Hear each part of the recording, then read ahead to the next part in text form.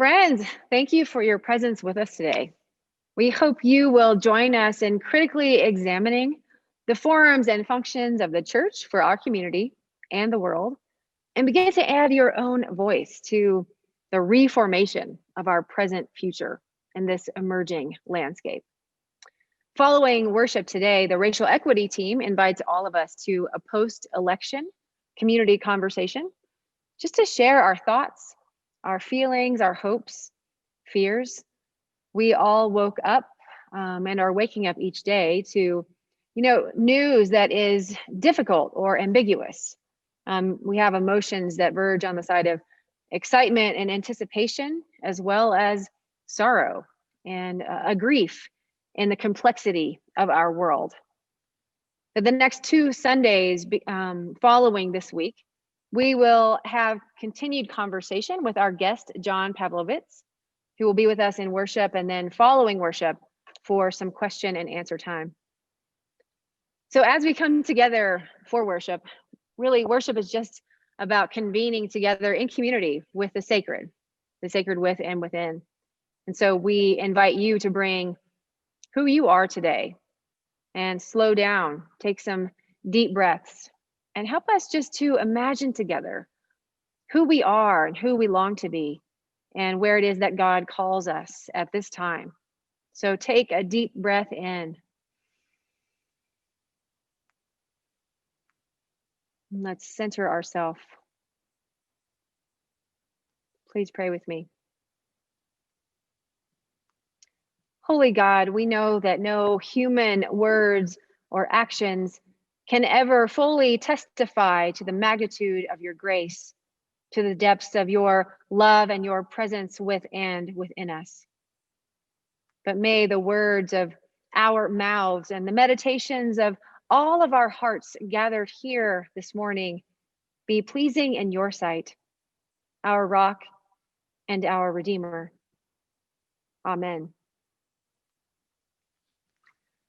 So today we have been gifted a text from Matthew's gospel that gives us the focus we need to think about meeting this moment in our nation's history.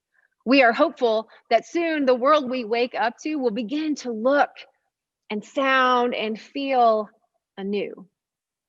But right now in this moment, as evidenced over this past week, we are a nation of individuals still deeply divided and who seem to want very different things in this life.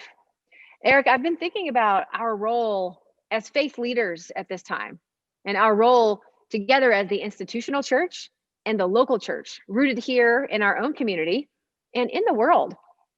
And the questions that are running through my mind like a race without a finish line are really calling me to something that feels greater than myself, greater even than our gathered hearts today. But the burden is not light. Some of the questions I want to share with you all, and I want you to help me think about, and I want us to think about together, just to be in this time together, are how are we prepared? How are we prepared to meet the newness of this monumental moment in a way, and I think this is the important part, in a way that disrupts the status quo? Not perpetuating the same business as usual, but in a way that calls us to something more, maybe that we haven't imagined yet for ourselves. So in what ways are we ready to lead? How are we planning right now and preparing to renew ourselves, mind and body and spirit, especially when we are distanced from one another? How are we preparing ourselves to ask hard and challenging questions of our institutional life, of our practices, and of our place within these walls and on this land which was formerly land of the Ute tribe and now is adjacent to one of the fourth wealthiest community in this country.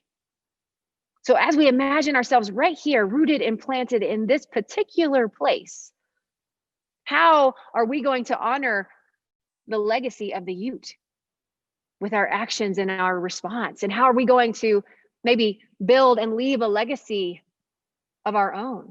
while working to dismantle the lie of white supremacy, decry white nationalism and systemic racism, which are true contenders for many of our beloved neighbors right now for their allegiance, in ways that I think we have underestimated, in ways that we have missed the mark. So what needs to change? How does our community need to shift or make space for welcoming the stranger? What do we need to do to sacrifice in order to live into our values of racial and economic justice, things we really care about, and to take bold and strategic moves towards creation justice as our beloved planet is being obliterated right beneath our feet? What needs to change? And how will we continue to affirm our LGBTQI siblings and community while the highest court in the land is once again debating the legitimacy of our sacred worth and the integrity of our shared relationships with partnerships and marriages and unions and families? And church, how are we prepared to care for one another's emotional health as our wise covenant and our faith calls upon the church to do? I think we are reminded this morning in beautiful ways, but through Jesus' parable of the 10 bridesmaids, that we are in fact ready. We are prepared to meet this day. We have oil in our lamps to keep the fire burning. And First Plymouth is a congregation whose 156-year history includes incredible commitments to social justice through social action and legislative advocacy and benevolence and mission engagement right here in Denver and across Colorado and across the world. And we also know how to care for each other. So Eric, these last few days have revealed the difficult truth of a united people divided. As you see it, are we, the church, First Plymouth, and the wider church, are we prepared to meet this day? And what oil is in our lamps? I think you have really good and difficult questions, right, about the ways in which we are prepared for this moment that maybe none of us feel especially prepared for. Empty and feels properly resourced. No one really knows what comes next at this particular moment, even if we can sometimes pretend like we do. One of the things I think a lot about, and you've heard me say a few times already in the year 2020 from the pulpit, is that I think the great gift of a tradition like Christianity is its roots, is its depth. It has this incredible sort of back catalog of experiences and traditions and experiences and sacred text, for that matter, that can serve as resources for moments like this. The way I've been saying this is other people have passed this way before us. We are not the first ones to walk down this path, even though it feels, unprecedented, even though it feels like we're the first ones, surely, who have ever had to contend with a world like this. It's not true. There are people who have gone before us. We celebrated last Sunday All Saints Day, and that I think is a great reminder that there are people who have come before us, some of whom we have known, others we know only through story and history, who have lived faithfully through really, really difficult times. And so we have this deep reservoir to draw from of people in their lives. To me, because I spend a lot of my time, in research and writing and teaching about the Bible, for me, the Bible is one of these resources. I don't necessarily view the Bible as some sort of magic book that, is going to give you the answer to everything you might ever wonder about. I've been taught that before. In my teenage years, for example, I had people tell me anything you could ever imagine, the Bible has an answer for it. I don't think it does, and I don't think that's what it's trying to do. But the Bible does tell us stories of people who have come before us and who have lived in difficult moments and who have faced impossible challenges. And it tells us how they thought about themselves in that moment, in those challenges with their God. And to me, that is more valuable than any answer it could give us. It's a model for how we should imagine our own lives in the midst of circumstances we've never faced before. There's this deep tradition of thinking like this. This parable that we have in today's text, I think, is a great example of this, that none of us walk around all the time with lamps anymore. Some of us maybe have been bridesmaids in a wedding, but probably lamps didn't figure prominently into that experience. And yet this is a story that Jesus is telling that can provide us meaning even today, even far, far outside of its intended context and outside of its intended audience. So just like, some of these bridesmaids brought with them resources, they brought with them oil to burn in the darkness of the night to keep their fire burning. I think the tradition has given us oil, it has given us resources to draw from in the moments when we aren't sure which way to go, when we can't see our way forward. And so, Jenny, I'm thinking in particular about our own tradition, our own local First Plymouth Congregational Church context, but also the broader context of the United Church of Christ, the congregational tradition, and Christianity, Protestant Christianity broadly. What kind of resources do we have? What kind of oil have we inherited from our predecessors that can help us in a moment like this from our own particular theological traditions? That's a great question.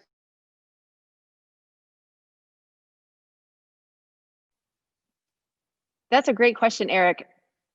I think resources are probably the things we should be thinking about the most, because each of us have had to find a new well to draw from, first with this pandemic, and now more recently, this other sort of political landscape that we're finding ourselves in. So thankfully, we have amazing resources in a tradition that is deeply rooted. And I think the confidence of "here I stand," think of Martin Luther, I think resistance alone is maybe not what way we need to turn to, but resistance that's rooted in sacred dignity of, the priesthood of the believer, like the self, that we claim our own identity as a part of this sacred story. So first, when I think about this, I go, back to the 16th century, and I'm like, what? The reformers, Luther, Zwingli, Calvin, they were protesting exclusion from the story, right? I think so much of power and our trust in who we are and living faithfully into who we are out of this deep well really depends upon seeing ourselves as part of the sacred story. So I think, Luther first responding with the Catholic Church leaving most common people out of the book, out of the sacred story. He said, that's not the way that we want to access faith. So the reformers said, not the Pope, but Scripture, right, has central authority to us. So our own tradition within Congregationalism is directly linked to that resistance and to that bold sort of prophetic announcement that every single soul has a place in the sacred story. And so I see our own faith founders as continuing to open up the sacred story, open up the book, and invite every individual to see themselves in it. So if you think about Congregationalists, we have some history that is deeply rooted in Puritanism, which was a little bit exclusionary, right? And I think we have chunked down the chain, each generation deciding based on the still speaking God, that if we want to continue to open up the story, we have to be a still reforming church. We have to continue to push and to resist and ask ourselves hard questions. So Congregationalists, part of our own heritage, is a community of faith believers who ordained the very first African-American male to ministry, Lemuel Haynes, right? And then the first openly gay minister in San Francisco was ordained in the United Church of Christ. And the first female to preach in the pulpit, ordained to ministry. And so we have this really wonderful legacy of continuing to ask ourselves hard questions that really do disrupt the status quo when we decide to live into that faith, to open up the story and to invite people into And I mean, I think partly that is the sacred text. That is the book that we have, the books that we have. But I think it's beyond that. I think the Bible, again, is like the central place of authority. But what we bring to that and how we interpret that, it reimagines what is possible in our present future. So interpret the scripture for today. How many of us would decide that X number of people would want the same kind of oppressive regime or empire, looming over our own nation if we were interpreting the book in the same way? So I think in the same ways that we ask ourselves, well, what is the role of the church today based on our history? We need to also ask, well, what's going on? Where are there voices that are being shut out? And I know, if I'm honest, so many of the voices that are responding in a different way than I am to the current system and to the current exclusive, legislative practices and others, it surprises us every single time that we are not all of one accord. And so I think for the church, we have to ask ourselves, how can we wake up and be shocked time and time again? What are we missing? In what ways do we think, based on our tradition and our resistance and our persistence, that we are opening up, the word and the words of the sacred book and of our sacred lives? Where maybe are we not doing that? Where are we not as faithful? I mean, the history of the church also includes so much oppression.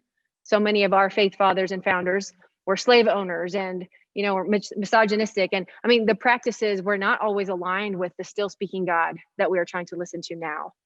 But I do think the oil in our lamps basically comes from the fact that we are part of a people who weren't afraid to ask difficult questions of God's house, of God's people. Nailing 95 Theses on the door of the Wittenberg Cathedral, right? What does that moment look like for us today? How are we still a reforming church?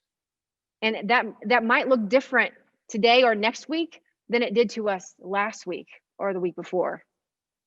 So I think the oil also gives us a great structure, right? The oil is also our congregational polity.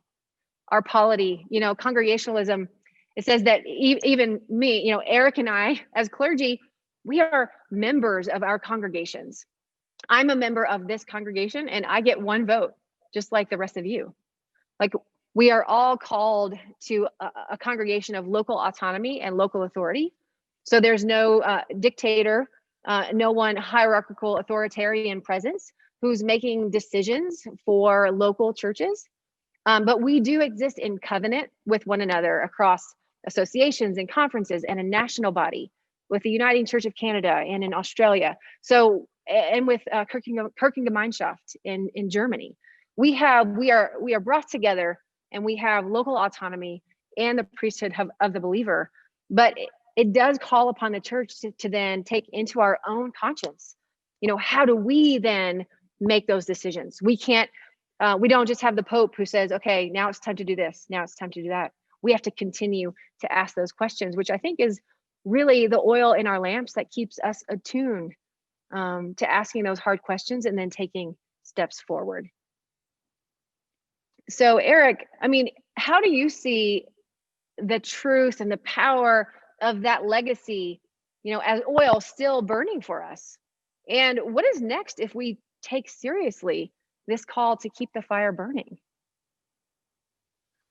Yeah, as you're talking, I was thinking about how the beauty and the terror of claiming to be a Reformation church are that you have to be reforming. You never arrive. If you are founded on the notion of reform, then let's reform. And so that little marketing slogan really that the UCC uses, God is still speaking, I think has profound implications, right? That we never can say that we've arrived. We never feel like we have found justice and that we just live in this place of peace and harmony, because that's not how it goes. We're always going to need more oil. We're always going to be in the process of reforming ourselves and reforming our church and reforming our world.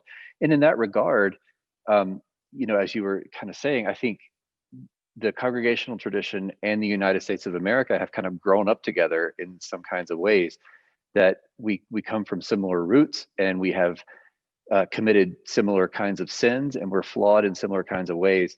But behind it all is this idea that there's a work to be done, which is what gives me hope. Insofar as I have hope, I do my best to have some hope.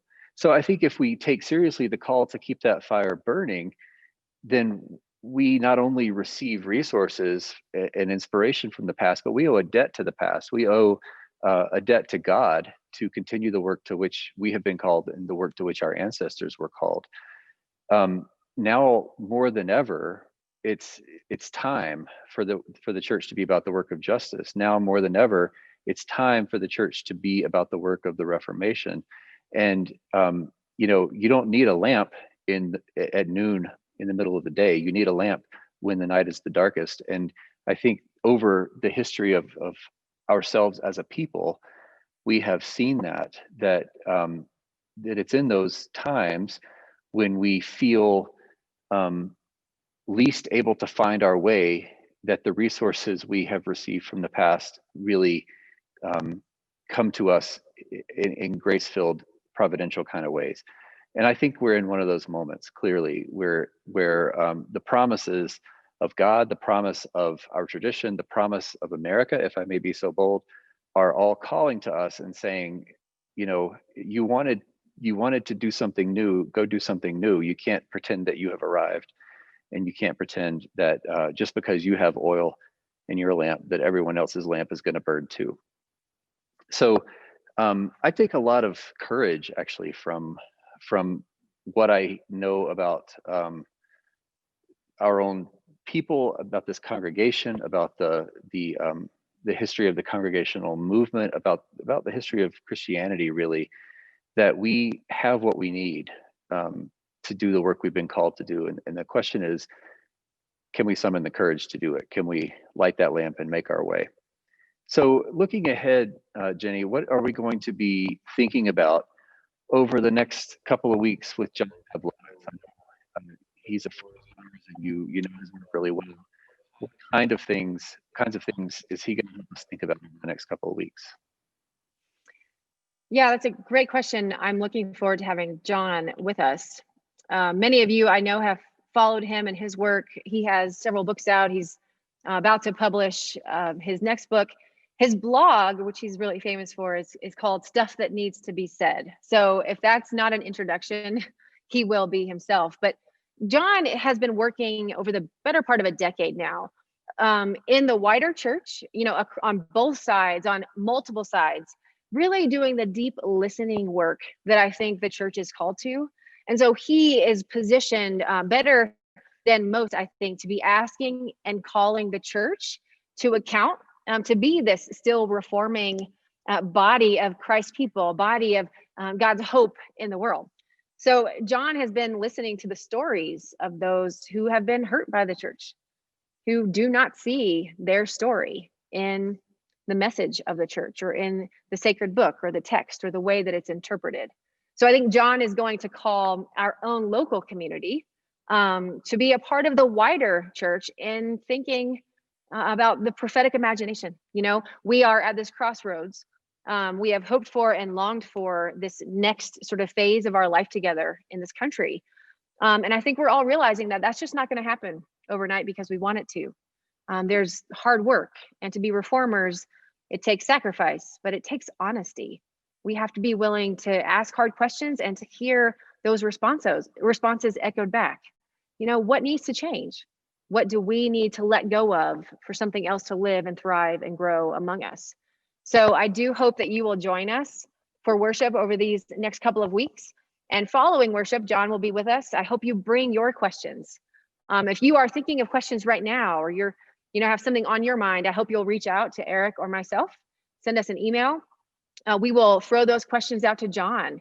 He wants to listen deeply with us and just be another reflective voice from the wider community that draws us together to discern who it is that we are called to be for this present future time. So thank you so much for allowing us to just have a conversation and join you in this way. We hope that we can continue to represent and uphold the great ancient tradition, as well as the one that First Plymouth has lived and grown into over the past 156 years. We hope to be here for many more with you, listening alongside you and leading the way. Thanks be to God for this and all of our days. Amen. Amen to that.